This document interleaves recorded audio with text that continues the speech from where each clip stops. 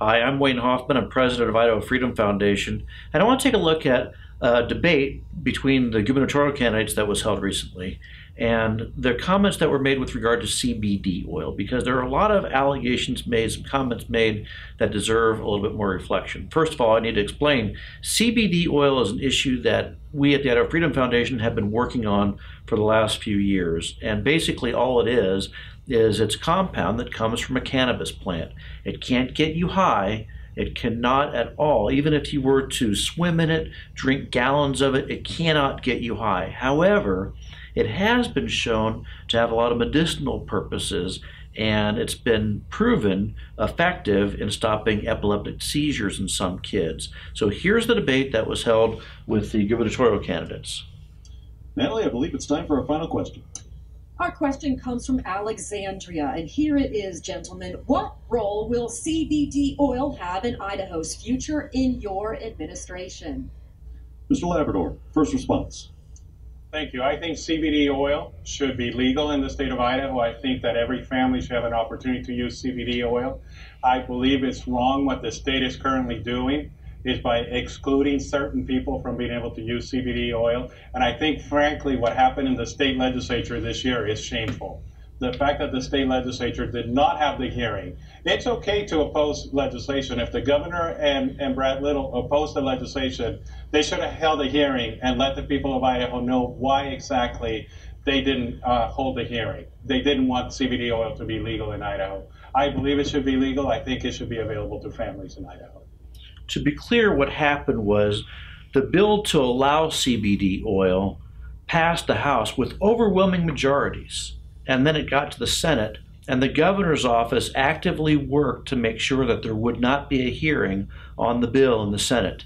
And Senator Lee Hyder from Twin Falls put the bill in his desk drawer and refused to hold a hearing. Mr. Little. We have CBD oil in Idaho. It's available. We've got a program where we control the quality. Okay, now here's what you have to understand.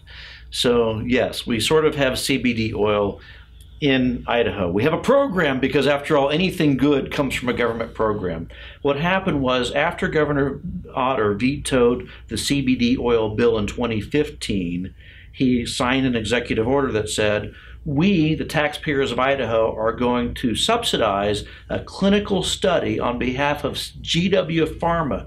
GW Pharma is a multi-million-dollar pharmaceutical company that wants to take CBD oil, put it into a pharmaceutical product, and then sell it to the public. So yes, there's a program that exists, funded by you, the taxpayers, on behalf of GW Pharma. These kids that suffer from this childhood epilepsy absolutely need to have the best possible product. But the problem is, and we're getting over this problem, is how do you control the quality? Now, listen carefully to what he says about controlling the quality. He thinks that the only way you can control quality is through a government entity. The bill said a lab will check it.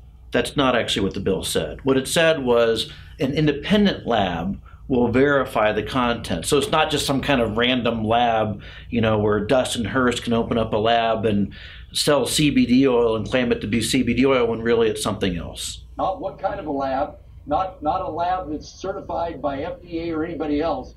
Because only the FDA can certify stuff.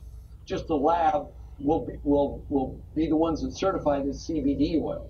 That is exactly how medical marijuana started in other states, and then it led to recreational marijuana. Okay, so what he just said is that CBD oil, unvalidated CBD oil, was allowed to be sold in other states, and that led to the expansion of recreational marijuana in California, Oregon, Washington, and other states. That's crap.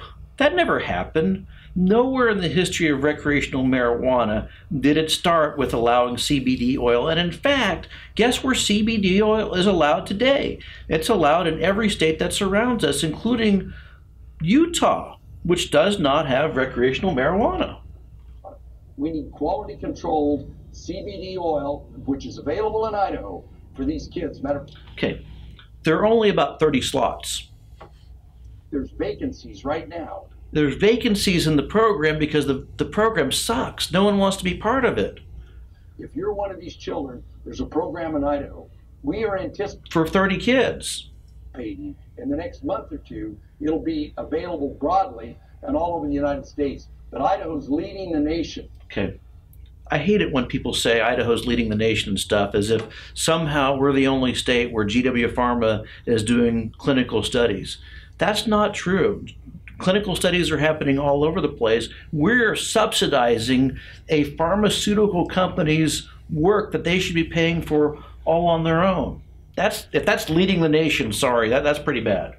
In establishing this program where we're controlling the quality to make sure it doesn't morph into recreational marijuana. The other thing you need to be aware of with regard to GW Pharma is that they plan to sell CBD oil for about $40,000 or $50,000 a year, where you can get CBD oil from anywhere around Idaho, but not in Idaho. You can get CBD oil for no more than $500 a year. So do you see the difference between what he's talking about and what we're talking about? Mr. Alquist. There's probably not a better example than last year where we put politics over people. This is not that hard until you get into politics. For those of you who are wondering, CBD oil, there's an oil where you pull out the THC, which is the hallucinogenic, and it leaves the oil that doesn't have the hallucinogenic properties. It is essential for lots of kids with refractory epilepsy or seizure disorder. And there are families all over the state that are forced to go out and back. We need a government and an executive branch that leads on this. Instead of having pharmaceutical companies and others dictate policy and politics get in the way of our people. This does not have to be the Trojan horse to legalization of marijuana. Of course it doesn't. You can be 100% against legalization of marijuana like I am, but let's get CBD oil for the families in the state that need it. Absolutely. It's easy if we put these people over politics and actually lead from the executive branch of government. And I think if you look back this year, this was a colossal failure and shows how politics get in the way of our people.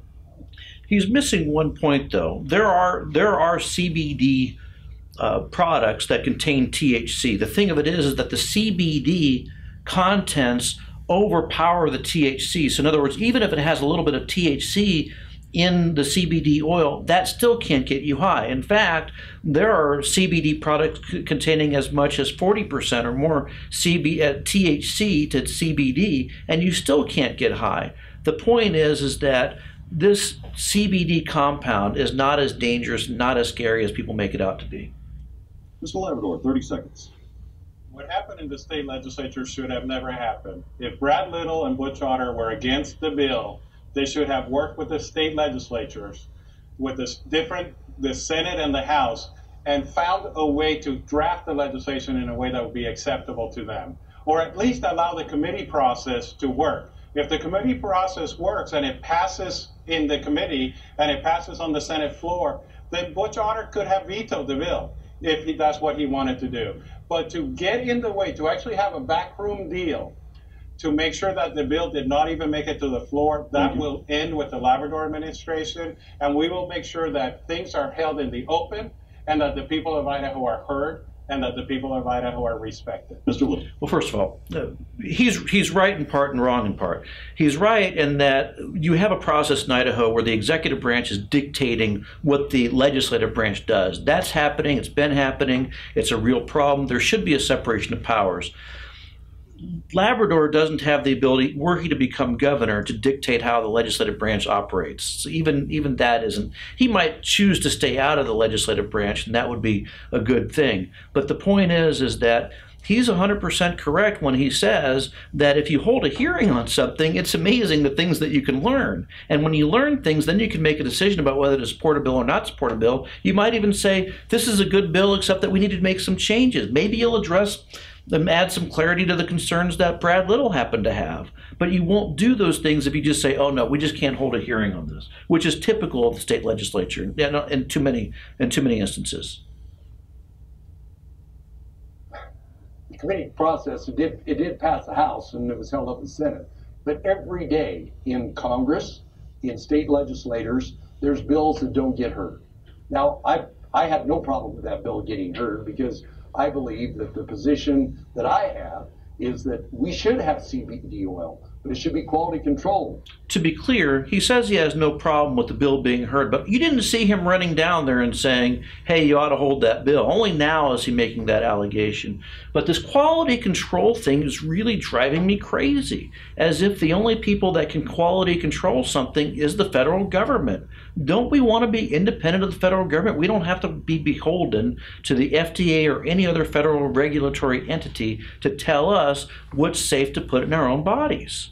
There should be some standard on what it is.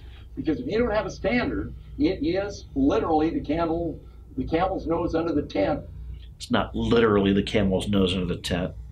I'm just saying, that's not what he meant.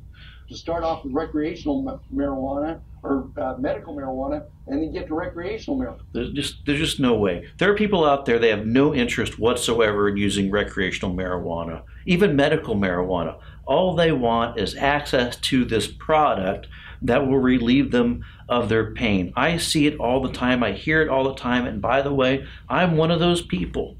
I use CBD oil. I'm a runner. It helps me with avoid injury and feel better when I've gone on a really long run up the hill like I'm going to do this weekend. What he's talking about, CBD oil leading to recreational marijuana, is just utter and complete nonsense.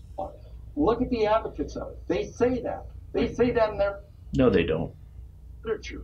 That they need to do this, they need to do A so they can get to B. We're saying we've got a program in Idaho that's admired by all the states. No.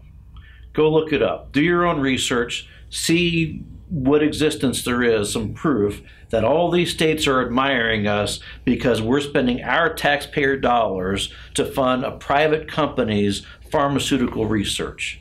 That's just nutty. You know who admires us for that? GW Pharma admires us for that. They haven't sent you a thank you card, but they really should, because you're spending your money to finance their study. Don't have medical marijuana. Thank you. Our program is the lead program to do that. So listen, research the issue of CBD oil. I'm hoping that it comes up in the next gubernatorial debate, but some of what you heard during the debate is simply not true. You don't need government to run control over a product like CBD oil all across the country, and it's legal in 17 states, by the way. 17 states, no one's dying from CBD oil. There aren't CBD oil overdoses, and people aren't buying CBD oil so that they can somehow get recreational marijuana. It's just nonsense. Thank you for your time. I hope you've learned something. If you want more information about our policy objectives and our research, please visit us on the web at idahofreedom.org.